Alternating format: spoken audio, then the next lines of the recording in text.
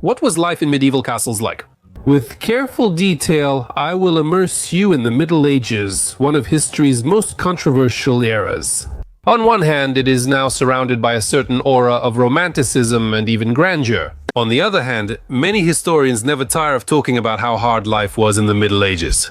There was a high mortality rate, a low standard of living, and a great risk of dying from epidemics or military conflicts. Still, many people today are interested in the Middle Ages. And no one will argue that one of the main symbols of this era is the castle. Powerful, majestic, and impressive to the imagination. But what was life like there? Was it comfortable? And in general, would you, as a modern person, even want to live in a castle for at least a week? My name is still Semyon. I declare the How Did They Live the segment open. Let's begin.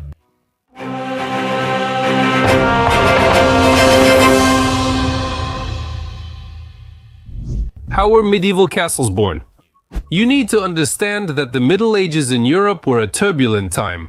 All the more or less major feudal lords would start small wars with each other over any reason, like armed showdowns. These conflicts were fought over anything: money, land, peasants, and so on.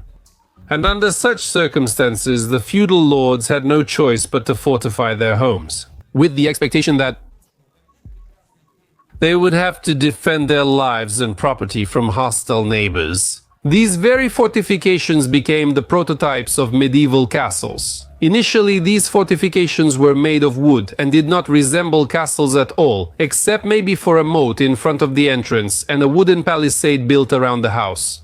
But of course, that wasn't enough, so the technology of castle construction continued to develop. Very simple requirements were set for a castle. It had to be difficult for the enemy to access. It needed to monitor the area, including nearby villages owned by the castle's lord, and have its own water supply for a siege. And of course, on the other hand, it had to clearly demonstrate the power and wealth of the feudal lord who built it. Let's see what castles looked like and how they were arranged on the outside. Usually, the road to the castle passed through a small settlement that typically grew up near the fortress wall. Common people, mainly craftsmen, some castle servants, and the warriors guarding the outer perimeter lived here.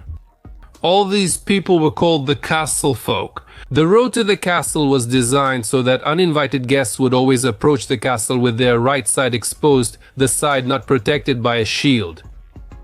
They always tried to create a bare, sloped plateau directly in front of the fortress wall. As mentioned, the castle was usually built on a natural or artificial elevation. The plateau was built with a single purpose: to make it difficult for a potential enemy to access the castle.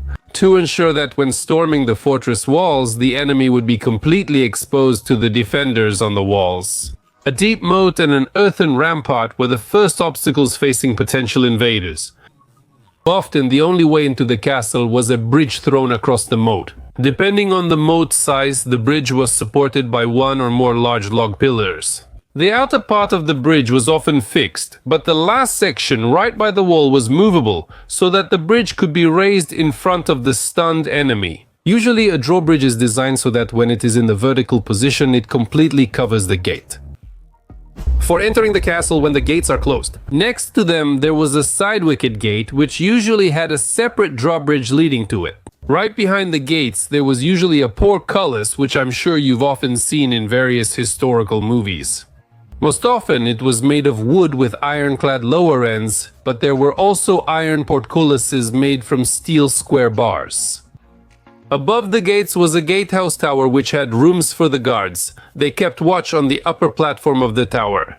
They would ask guests about the purpose of their visit, open the gates, and if necessary, could shoot arrows at anyone passing beneath them. And the most important defensive part of the castle was the outer wall, high and thick, which the defenders of the castle would climb onto to shower arrows, stones, and boiling oil on all potential invaders. What did castles look like from a distance and inside, and how were they arranged? The internal structure of castles was diverse. The first thing you would find behind the main gates was a small rectangular courtyard with arrow slits in the walls. A kind of trap for attackers. Let me remind you once again, castles were primarily built for defense.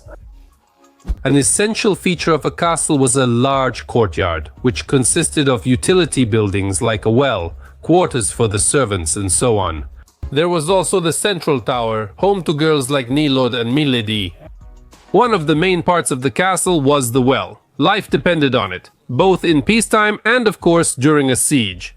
And it must be said there were often problems with the well. As mentioned earlier, castles were built on natural or artificial elevations. Therefore, it was difficult to break through these elevations to reach internal water sources. Some castle wells have been dug over 100 meters deep, even exceeding 140 meters. It was hellish work, considering the level of technology at that time. Digging a well took from 1 to 5 years. In some cases, it cost as much money as building all the inner structures of the castle. Yeah, it's not like drilling a well nowadays. Because water often had to be drawn with difficulty from deep wells, issues of personal hygiene and sanitation took a back seat. And instead of washing themselves, people preferred to take care of their livestock. That's why the smell from such people could be quite unpleasant. In addition to wells, the castle also had a number of buildings that provided for the daily needs of its inhabitants during a siege, when it was impossible or extremely difficult to get any goods from outside. There was a bakery, a steam bath, a kitchen, stables, and so on. But the most important internal structure of the castle was the central tower. It was the tallest structure in the entire castle and allowed for observation of the surroundings, while also serving as the last refuge. And the tower was not just the tallest building in the entire castle, reaching up to 12 meters in height, but it also had its own complex and well thought out architecture. The tower's base often had a basement that served as a dungeon, kitchen, or storage room. The main hall, used as a dining and common area, took up an entire floor and was heated by a large fireplace that only warmed a few meters. So, iron baskets with coals were placed further along the hall. On the floor above were the chambers of the feudal lord's family, the owner of the castle, which were heated by small stoves. At the very top of the tower there was an open, or more rarely, a covered platform where a catapult or another throwing weapon could be installed to fire at the enemy. There was also the banner of the castle's owner, one of the main signs indicating who the castle actually belonged to. And it should be mentioned that in medieval Europe, where the Catholic Church ruled with an iron hand, not a single proper castle was without a chapel, without a place for worship. A chapel, a small church, a room for religious services or something like that. The furnishings of such rooms were often quite modest, an altar, benches, and wall paintings. Sometimes the chapel served as a tomb for the family living in the castle. Less often, it was used as a refuge. I would also like to mention the underground passages that are shown in every other movie about a medieval castle. They did exist, but their scale is greatly exaggerated. Only a very few of them led from the castle to some nearby forest and could be used as an escape route. Long passages, as a rule, simply didn't exist at all. And most often there were short tunnels between separate buildings to reduce the time it took to move between these very buildings, or to do it without being noticed by the enemy. What was life like in medieval castles? Let's now take a closer look at what daily life was like for the inhabitants of medieval castles. Let's probably start with the most delicate question for modern people, the question of hygiene. What was hygiene like in a medieval castle? In the Middle Ages, Europeans often only dreamed of running water. This meant that there was no running water and, firstly, no way to flush water in the toilet. Waste was simply collected in a large cesspit under the toilets, essentially turning every castle into a huge latrine. Of course, the stench there wasn't as bad as in public toilets, but there could still be an odor. Or toilets were made as separate rooms that basically hung off the walls of the castle and hung down along the walls of the castle. Secondly, without running water, there were no bathtubs or wash basins. To wash yourself, you had to fill a medieval bathtub, which was basically a large wooden bucket that the maids would gradually fill with hot water. The servants themselves, as I mentioned before, preferred to use water not for bathing, but for taking care of the castle animals and for cooking. If the servants did have to wash, they didn't use a separate wooden tub, but a communal basin where everyone washed one after another. Yes, it sounds and looks not super hygienic, but still much better than nothing. You also need to understand that part of the effort to maintain hygiene in the castle was cleaning the castle itself and keeping it tidy. Castle floors were often covered with food waste, feces from resident animals like dogs, cats, and rats, spit, and more. Castle maids had to clean the floors from this trash every day and lay down reeds, rushes, and grass on the floors. The plants absorbed the unpleasant smell and hid it. Details of the daily life of castle residents. As far as we can tell from historical sources, the residents of the castle liked to be, so to speak, in a state of constant intoxication, even if not very strong. The feudal lords drank fine wine, beer, and strong spirits, while the servants made do with whatever they could get, mostly cheap beer or ale, or they could count on some leftovers after their lord's meals.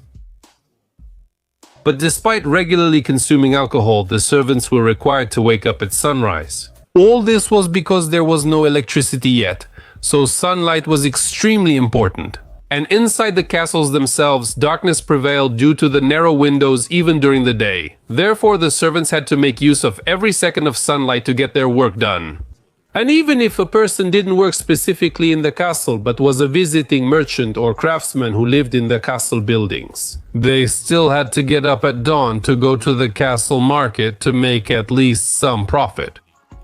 In the central towers, it was very cold in winter, and in summer it was just damp and cool. Fireplace heating helped a lot. However, despite this, the walls were still covered with thick tapestries and carpets. Not for beauty, but to keep the warmth in. If the feudal lords lived in separate rooms at the top of the central tower, the servants often lived in the basement rooms, which were dark, damp, and had many or relatively many rats. Life was clearly unenviable. How did people have fun in medieval castles? There was always something happening in the castle, whether it was a celebration of some event, a formal dinner, or something like a ball. So huge extravagant dishes were more the norm than the exception. As for the cooks or servants, they had to spend the whole day preparing various outstanding dishes. But at the same time, it's extremely unlikely that they could even have a bite. The feudal lords themselves entertained their guests, sitting at a long wooden table with people of their own status. Important people sat at the head of the table, while servants stayed hidden to avoid being seen or disrupting the lord and his noble guests. Traveling bards often joined castle courts, and if they pleased the owner, they could stay temporarily, entertaining feudal lords and earning a living. Prisons could be located in castles, as well as troops of traveling performers, actors, musicians, and so on. Most feudal lords kept jesters, who could afford to say almost anything about the castle's inhabitants, including the owners themselves. As long as what he said was funny. So, how do you like life in a medieval castle? Would you like to live there for a week or something? Absolutely not. Be a feudal lord, not a castle servant. And by the way, here's a super video that went viral on the internet. How did eunuchs live? Yes, those are the guys who had something cut off. See you in the next episode. See you soon. Goodbye, gentlemen.